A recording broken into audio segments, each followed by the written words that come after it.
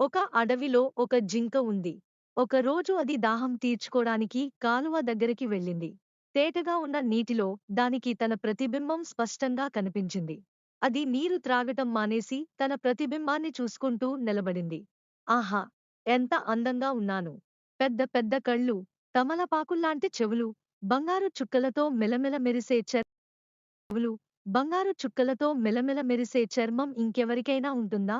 ఇలా తన శరీరంలోని ఒక్కో భాగాన్ని చూసుకొంటూ అందంగా వర్ణించుకుంటూ తన్మయత్వంతో నిలబడింది. ఇంతలో దాని దృష్టి కాళ్లపై పడింది.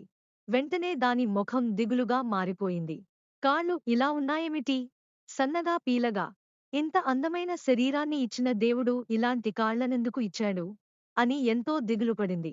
అప్పటివరకు ఎంతో ఆనందంగా ఉన్న జింక మనసులో బాధ ప్రవేశించింది. ఆ చిన్న లోపం లేకుండా ఉంటే ఎంతో ఉన్న జింక మనసులో బాధ ప్రవేశించింది. ఆ చిన్న లోపం లేకుండా ఉంటే ఎంతో బాగుండును కదా అనిపించింది దానికి. ఇంతలో ఏదో ప్రమాదం రాబోతున్నట్లు పసిగట్టింది. ఎవరో వేటగాడు రహస్యంగా చెట్టు దాపులో ఉన్నట్లు దాని మనస్సు హెచ్చరించింది. కనీసం తల తిప్పి చూడకుండా ఏ దిక్కువైపు నిలుచుందో అదే దిక్కున ఒక్కసారిగా పరుగు తీసింది. వెనుక ఎవరో అనుసరిస్తున్న అడుగుల శబ్దం, చెంగుచెంగున అంగలు వేస్తూ వేగంగా పరిగెత్తింది జింక. అలుపు లేకుండా సురక్షితమైన ప్రదేశం వచ్చేవరకు అలా పరిగెడుతూనే ఉంది. ప్రమాదం తప్పిపోయిందని గ్రహించి పరుగు ఆపేసి ఒక చెట్టు కింద నిలబడి, హమ్మయ్య!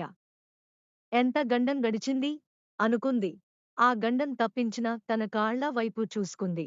అంతకు ముందు ఎంతో అందవికారంగా కనిపించిన తన కాళ్ళు ఇప్పుడు బంగారు కడ్డీలాగా ఎంతో అందంగా కనిపించాయి.